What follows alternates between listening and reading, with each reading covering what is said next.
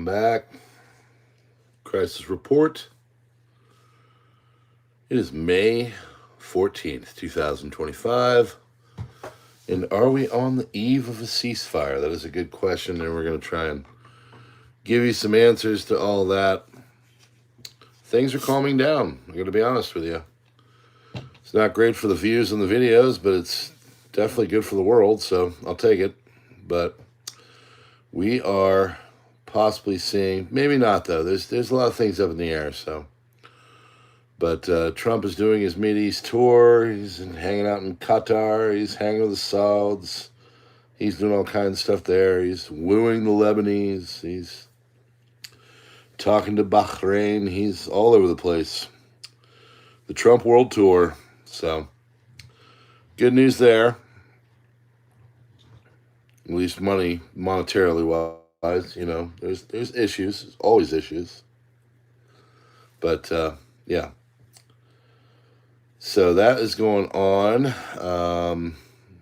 You know, just basically a lot of Trump going and talking to the people in Syria and Saudi Arabia and you know, Qatar and all that, just kind of really talking to a lot of people and getting some deals done. And I don't know, he's had a big week, let's be honest. He has had a big week, so hopefully it's good for the country. That's what matters, right? And it doesn't matter what flavor of side they're on. If they're doing good things to the country, then everything should be okay. So we are going to take you all through it and give you an idea on this whole thing, this eve of ceasefire, as I'm calling it. So lock in, get your like buttons hit and all that kind of stuff. Smash your likes, like your smashes, and let's get going.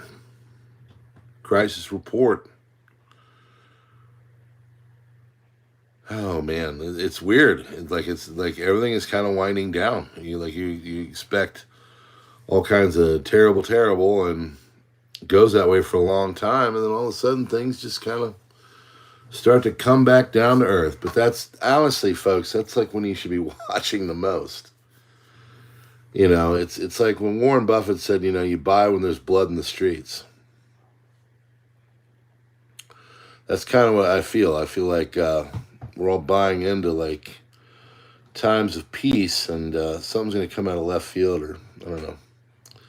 Something's going to be not so hot, not so good. So I don't know. We'll see. We'll figure it all out. We're going to go through it and let you know. So comprehensively, most comprehensive news on YouTube. So sorry there's no nuclear weapon going off on the thumbnail, or someone screaming, or some dude with a jacked up face pointing his finger with a look of astonishment.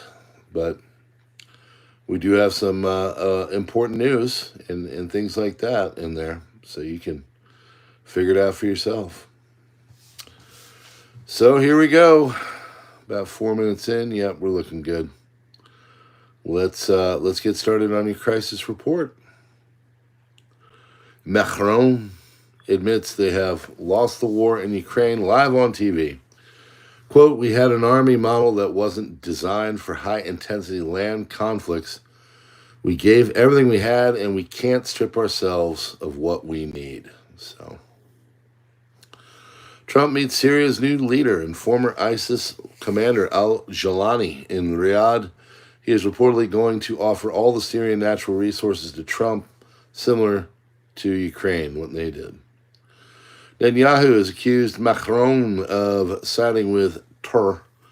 Netanyahu accuses Macron of siding with the Tur people after the French president accused Netanyahu of the slaughter of little ones in Gaza. President Trump speaking about Syria's new president al-Sharaa, who was ISIS commander and had $10 million bounty on his head. He said he's a young, attractive guy, tough guy, very strong pass fighter. He's got a real shot at holding it together. Okay, let's hope. He is former ISIS, but I don't know. Everybody there basically is. Let's see. Qatar signs an agreement to buy 160 American Boeing planes, the largest purchase in Boeing's history of this type. So I mean, he's just going around just slinging deals. Just the second day of Trump's Middle East tour, he managed to achieve control over Syrian oil and mineral rights, $600 billion economic cooperation agreement with Saudi Arabia, $200 billion deal to sell 160 Boeing aircraft to Qatar, and a $1.2 trillion comprehensive economic cooperation agreement with Qatar.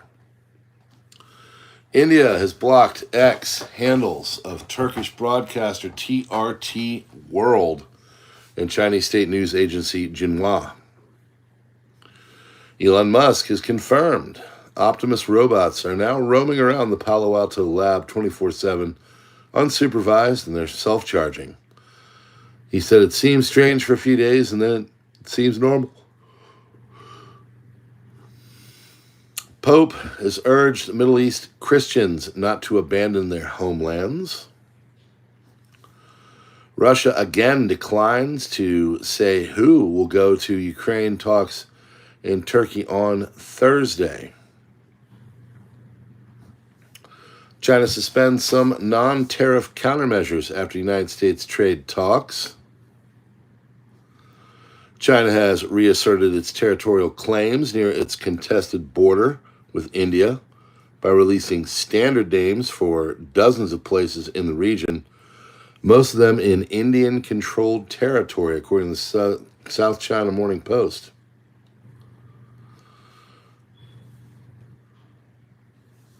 China military researchers claim they can now launch hypersonic missiles from space using a re-entry glide vehicle, or RGV, capable of reaching speeds of Mach 20, or around 13,000 miles per hour, and striking targets anywhere in the world in under 30 minutes, according to the South China Morning Post. That's kind of threatening. Just a little bit. Zelensky says Kiev is ready for any format of negotiations and going to end the war with Russia.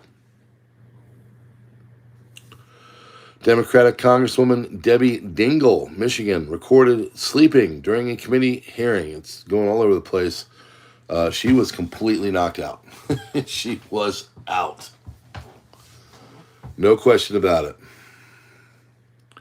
CDC is unlikely to recommend Rona gibbities for young, healthy children, according to FDA Commissioner Dr. Marty Makary, because when you have a 0.0002 chance, kind of unnecessary. Marjorie Taylor Greene is calling on President Trump to pardon Derek Chauvin as reports emerged that Minnesota is preparing for potential civil unrest if a pardon is granted. RFK Jr. states that gain-of-function research should not exist in a civilized society, warning that if it's too dangerous to risk unleashing engineered Ronademics under the pretense of scientific progress. Democratic Representative Summer Lee is set to introduce a resolution calling for trillions of dollars in reparations for Black Americans. Yemen, Houthis, they've launched a ballistic missile at Israel. According to KANN News, a missile launched from Yemen shot down outside Israel. Arrow and THAAD missiles were fired at the ballistic missile. Lots of missiles. Misrata declares general mobilization following reports that Haftar forces have been seen moving westward from Sirte. This is, of course, Libya, our new hotspot. Clashes between Rada and GNU, Ministry of Defense forces, spread to Ben Ashur neighborhood in Al-Ma'ari Street, Tripoli. Calls for help are being made for the evacuations of civilians. Zelensky says no one knows how long the war will last, but not 10 years, because Ukraine will not survive. Israel military warns Yemenis to evacuate Houthi-run ports. Ceasefire has been declared in Tripoli. Despite the cessation of hostilities in Tripoli, the situation remains tense. There have been isolated clashes in the west of Tripoli. In line with the instructions of the Ministry of Interior, a joint force of Directorate of Law Enforcement and the Emergency Police deployed to the contact points in the capital, Tripoli, to enforce the ceasefire and ensure security. India has lifted a block on China's Global Times and Turkey's TRT World after earlier restrictions. Yesterday, a Russian jet, Su-35, violated Estonian airspace near the Juminda Peninsula, Gulf of Finland. Jet had its transponder off and didn't respond to Estonian radio calls. Stayed in Estonian airspace for less than a minute. Russia offers a different version. They claim NATO and Estonian forces tried to board a Gabon-flagged oil tanker, Jaguar, headed to a Russian port. Allegedly, Estonian forces threatened to ram the ship and attempted a helicopter landing shortly after the Su-35 appeared and the tanker incident ended. Estonia summoned Russia's charge d'affaires and handed over a protest note. U.S. Treasury Secretary Bessent says we are moving to ease sanctions on Syria with the aim of achieving stability and moving it towards peace. Vladimir Putin will not go to Turkey for the talks with Zelensky. Russian delegation to Istanbul for talks with Ukraine does not include any senior officials.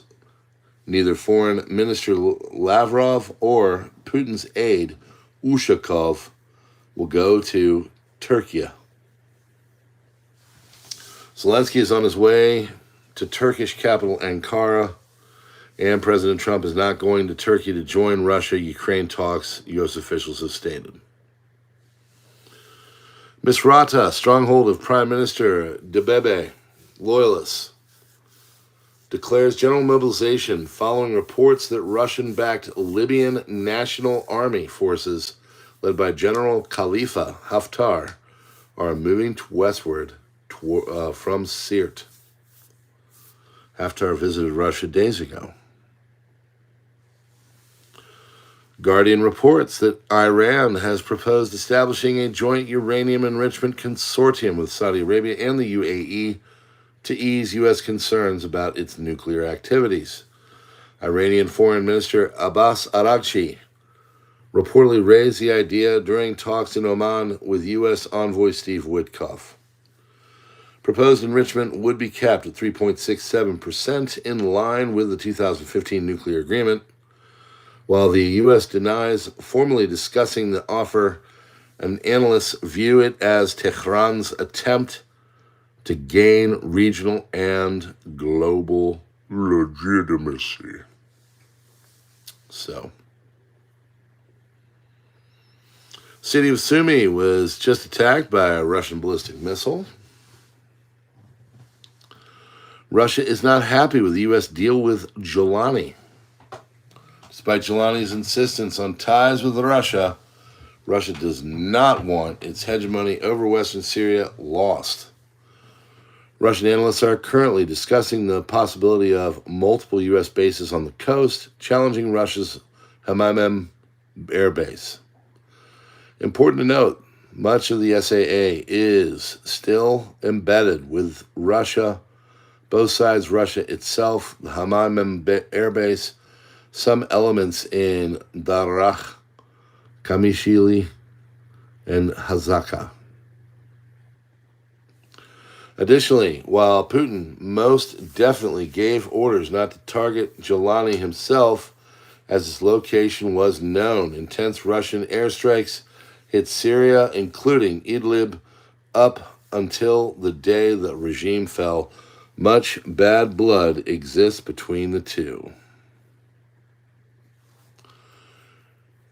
ETIM, or East Turkestan Islamic Movement, removed from the U.S. terror list. Also openly declared the Russian base a target in Syria as an integrated part of the Syrian army. 10,000 refugees fleeing HTS massacres of Alawite and Christians reside in the Hamaim Air Base. Never forget. Finance Ministry sources suggest that India will cut trade ties with Turkey as it cannot negotiate with anyone who supports a terror state. Polish Foreign Minister Radoslaw Sikorski. Poland will not send Polish soldiers to Ukraine. Major crisis in the Brazilian government has begun after a corruption scheme involving the trade union of President Lula da Silva's brother was uncovered by the Brazilian federal police with 90 billion Brazilian reals, $16 billion American, being diverted in 2023 alone from the Brazil's National Institute of Social Security, or INSS. This could be the biggest corruption scandal in the country's history. I'm sure it'll somehow go away, and Lord knows Lula da Silva is not a criminal, okay? It's been expunged. Over 200 Republicans urge Trump to dismantle Iran's uranium enrichment. Klaus Schwab is fighting back against the World Economic Forum's accusations, saying they underpaid him for decades, benefited from his wife's unpaid work, and took credit for their personal philanthropy.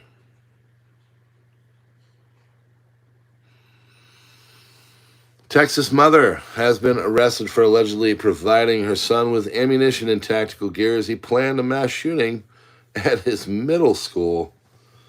Bad mom. Wow. Austin police have arrested 17-year-old Eloy Adrian Camarillo in connection with the murder of InfoWars reporter Jamie White. Minneapolis and state leaders prepare for possible Derek Chauvin pardon.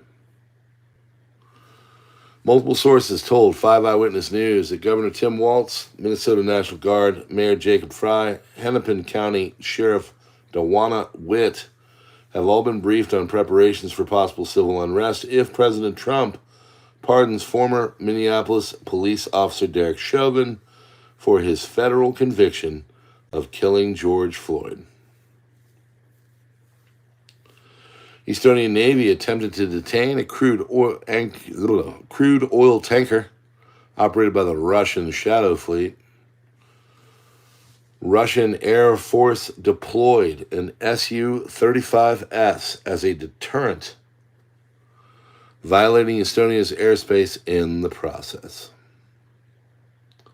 Oil tanker is anchored near the island of Gotland in the Baltic Sea. Iran is ready to sign a nuclear deal with certain conditions with Donald Trump in exchange for lifting economic sanctions, a top advisor to Iran Supreme Leader told NBC News. Michigan Representative Shri Thanadar chose not to follow through on a threat to force a House vote on impeaching Donald Trump Wednesday amid mounting pressure from fellow Democrats.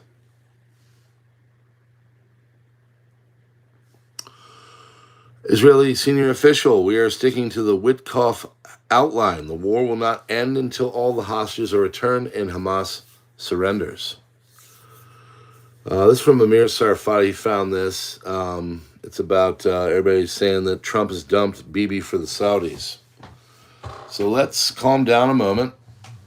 Anyone who understands a little about speeches knows you speak to your audience. Trump didn't come to Saudi Arabia to pay homage to Israel. He came to promote huge deals. His audience there can't hear too much pro-Israel And the Saudis also need to show their public that Trump speaks balancedly. And as proof, well, we haven't heard a word of condemnation from the Saudis about the attack on Gaza. Why? Because they, too, know where the line with Trump is. So not every speech is a policy. Sometimes you just have to know when to be quiet, when to speak to the audience. You got to know when to hold them, know when to fold them, know when to walk away, know when to run. Oh, and never count your money while you're sitting at the table, okay? There'll be time enough for counting it when the dealing's done. Boeing 747 Qatar has offered to give President Trump a state-owned jet. It's a private plane of HBJ. And who's that? That's Sheikh Hamad bin Jassim bin Jaber Al Thani, former Prime Minister of Qatar, billionaire thug, and Hamas godfather. Tail number includes the name P4HBJ. And to be clear, HBJ isn't a Qatari official anymore. He's a billionaire hotel and real estate tycoon. He's the Qatari royal who owns the Mayborn Beverly Hills and the 8-acre Bel Air estate where we've protested regularly since the October 7th massacre, which he funded. He has blood on his fingers. This is who HBJ is and what he's done. He sheltered 9/11 mastermind Khalid Sheikh Mohammed. He is the main patron of Hamas's Doha 5-star hotels. He is the bagman behind the $30 million monthly payment to Hamas in Gaza. He is on record saying vile anti-Semitic statements. He's a J-hater.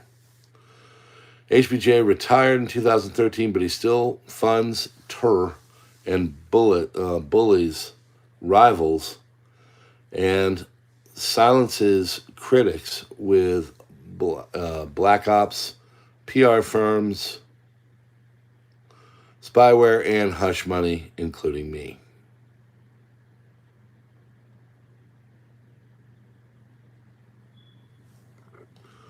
On the eve of the Istanbul negotiations, it can be stated that the Russian diplomatic line is completely pushed through the diplomatic game of the opponents.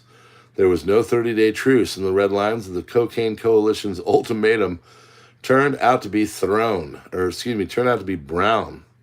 Everyone saw that the Russian Federation was simply ignoring them, and the cocaine coalition couldn't do anything about it. As Putin announced, the talks will be held on May 15th in Turkey. Putin announced the Russian delegation will go there to negotiate with the Ukrainian delegation, not with Zelensky. May 15th, nothing will be decided yet. This is just the beginning. Negotiations on May 16th already expected. Putin can step into the game at a convenient moment while Zelensky, who is sitting in Turkey, looks completely comical since the Russian Federation actually ignored him. He is negotiating with Ukraine. Therefore, on 15/16 of May, we can expect attempts by Ukraine and the cocaine coalition to disrupt negotiations in order to sell it to Trump as Russia's fault. Russia, of course, will demonstrate its readiness for negotiations, and it is reasonable to indicate that they are ready to go. And you? Long-term truce without the development of a monitoring mechanism and the deployment of neutral troops to Ukraine is unlikely to be achievable. Russia will not agree to the U.S. and NATO troops, and the cocaine condition will not agree to the CSTO or SCO troops. It is quite possible to agree with NATO Secretary General Rutte, who points out that the next couple of weeks will be decisive. Either the United States and the Russian Federation will implement their separate agreements and end the war at the expense of Ukraine and Europe, or The war will continue as usual, and the Russian Federation will pursue the same goals militarily, especially since the operational environment is very favorable at this stage. German Chancellor Merz said that there can be no peaceful settlement in Ukraine, which of course is dictated by Moscow. And that is your crisis report for May 14th, 2025. Friends, check out the links in the description. Join us here. Just love to have you. Thanks for being here. God bless, and we will see you on the next one.